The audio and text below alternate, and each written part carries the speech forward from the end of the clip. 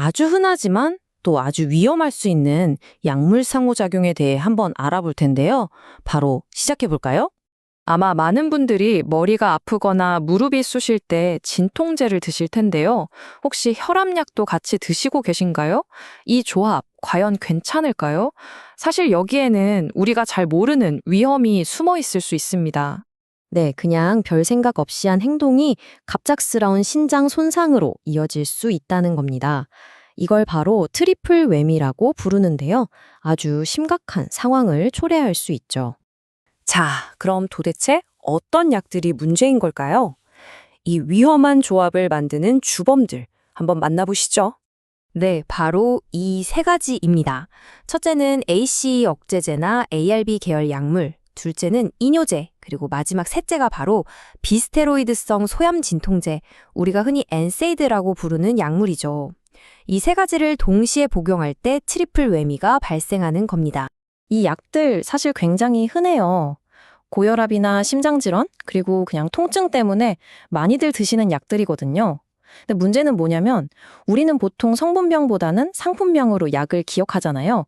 그래서 내가 지금 먹는 약이 정확히 어떤 성분인지 확인하는 게 정말 중요합니다. 특히 우리가 주목해야 할 게 바로 이 비스테로이드성 소염 진통제, 엔세이드, NSAIDS입니다.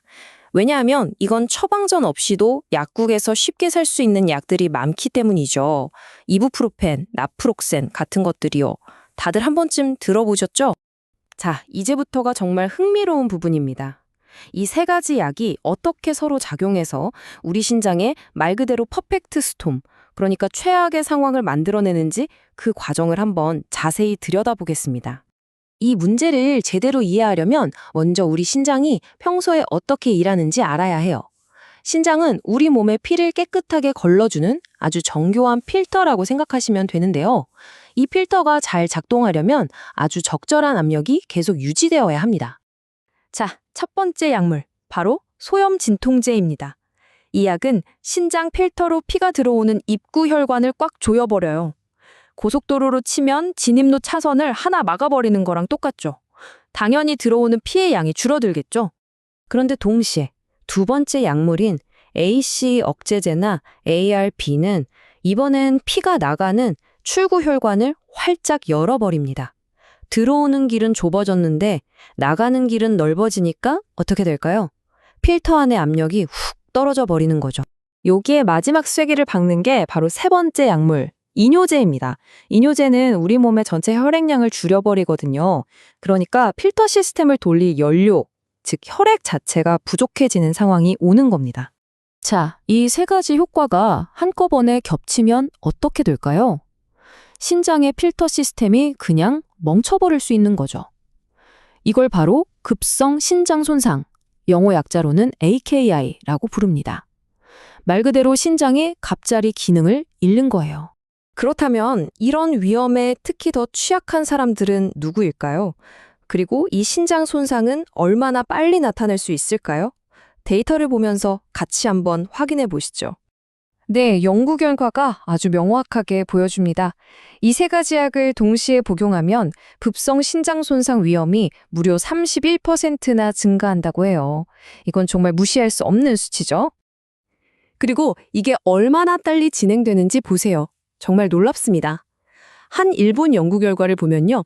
이 세 가지 약을 같이 먹기 시작한 후에 신장 손상이 나타나기까지 걸린 시간의 중앙값이 단 8일이었다고 합니다. 정말 순식간이죠? 물론 특히 더 조심해야 하는 분들이 있습니다. 나이가 75세 이상이시거나 원래 만성 신장 질환, 당뇨, 신부전 같은 질환이 있는 분들은 위험이 더 커져요. 그리고 정말 중요한 게 있는데요. 바로 탈수입니다. 감기 몸살 같은 걸로 토하거나 설사해서 몸에 수분이 부족해지면 위험도가 확 올라갑니다. 자, 그럼 이제 제일 중요한 얘기죠. 어떻게 하면 이 위험으로부터 우리 몸을 안전하게 지킬 수 있을까요?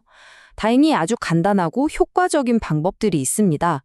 3단계 방어 계획, 지금부터 알려드릴게요. 첫 번째 단계입니다. 만약 여러분이 혈압약으로 ACE2억제제나 이뇨제를 드시고 있다면 진통제는 다른 대안을 찾아보셔야 해요. 이부프로펜이나 나프록센 같은 약은 피하시고요. 대신 타이레놀의 주성분인 아세트아미노펜 같은 약을 고려해 볼 수 있습니다. 물론 가장 좋은 건 의사와 상의하는 거겠죠? 그리고 여러분, 약사님을 꼭 활용하세요. 특히 처방전 없이 살 수 있는 일반 의약품의 경우엔 약사님이 정말 중요한 안전장치가 될 수 있습니다. 덴마크 연구를 보니까 위험군에 속하는 환자 절반 이상이 그냥 약국에서 소염 진통제를 사서 먹고 있더래요. 약사님께 지금 먹는 약을 말씀드리고 상담하는 것만으로도 큰 위험을 막을 수 있습니다. 두 번째 단계는 아픈 날을 위한 계획을 미리 세워두는 겁니다. 이게 정말 중요한데요. 만약 독감 같은 병에 걸려서 탈수 증상이 나타나면 위험이 엄청나게 커지거든요. 그럴 땐 일단 먹던 소염 진통제를 잠시 멈추세요. 그리고 물을 충분히 마시면서 수분을 보충하고 의사에게 연락해서 어떻게 할지 조언을 구하는 게 좋습니다. 자, 이제 이 모든 이야기가 마지막 하나의 질문으로 이어집니다. 여러분의 약상자에는 지금 어떤 약들이 들어있나요? 오늘 이 이야기가 끝난 후에 한번 시간을 내서 내가 먹는 약들을 찬찬히 살펴보시는 건 어떨까요? 결국 아는 것이 힘이고 최고의 예방법이니까요.